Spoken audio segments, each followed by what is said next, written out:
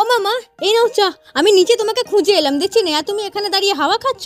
ধরো, আর বিস্কুট কিন্তু নেই, ভাইকে একটু আনিয়ে দিও। হ্যাঁ, আমি আসছি। এই বাবু শোন শোন শোন, আমি দেখ এখন শুধু চাটা খেয়ে নিচ্ছি। হ্যাঁ, কিন্তু তুই সেই যে সেদিনকে সেই নিমকি বানিয়েছিলিস, হ্যাঁ সেই রকম নিমকিটা আমাকে বানিয়ে সন্ধ্যেবেলা চায়ের সাথে কিন্তু দিবি। এখন আমি শুধু চা খেয়ে নিচ্ছি। আচ্ছা ঠিক আছে, দাঁড়াও, আমি এক্ষুনি যাচ্ছি, প্রিপারেশন করে এক্ষুনি শুরু করছি তোমার ওই টেস্টি নিমকির। দাঁড়াও, আমি এক্ষুনি আসছি। ছোট থেকেই মায়ের কাছে আমরা অনেক বায়না করেছি, তবে এই প্রথমবার মা আমার কাছে কিছু বায়না করলো। আসলে আমার মা না প্রচন্ড পরিমাণে চটপটা খেতে খুব ভালোবাসে। যাই হোক শোনো, প্রথমে সেদ্ধ করে মেখে রাখা আলুর মধ্যে দিয়ে দেবো স্বাদ মতো নুন, লঙ্কা গুঁড়ো, হলুদ, ধনে গুঁড়ো, একটু কাসুরি মেথি আর কর্নফ্লাওয়ার দিয়ে খুব ভালো করে মেখে নেবো। আর এইদিকে ময়দাটা খুব ভালো করে ময়ম দিয়ে মেখে নেবো শক্ত করে। আমি একটা মাঝারি সাইজের লেচি নিয়ে একটা নরমাল রুটি তৈরি করে নিয়েছি। আর রুটির মাঝখানে একটা ছোট্ট বাটি বসিয়ে এই আলুর লেয়ারটাকে খুব ভালো করে স্প্রেড করে দিয়েছি। আর রুটিটাকে খুব ভালো করে কেটে নিয়েছি ঠিক এইভাবে। আর কেটে রাখা রুটিটাকে ওপর থেকে নিচের দিকে রোল করলে একটা সুন্দর ডিজাইন করে নিমকির শেপ চলে আসে। ঠিক একইভাবে বাকিগুলোকে তৈরি করে নেব। ব্যাস, তারপরে গরম গরম তেলের মধ্যে মুচমুচে করে ভেজে নিলেই আমাদের এই দুর্দান্ত টেস্টের নিমকি একদম রেডি হয়ে যাবে। তোমরা কিন্তু এটা অন্য শেপ দিয়েও করতে পারো, তবে এটা খেতে কিন্তু সত্যিই দুর্দান্ত হয়। চা দিয়ে কিন্তু তোমরা একবার খেয়ে দেখো।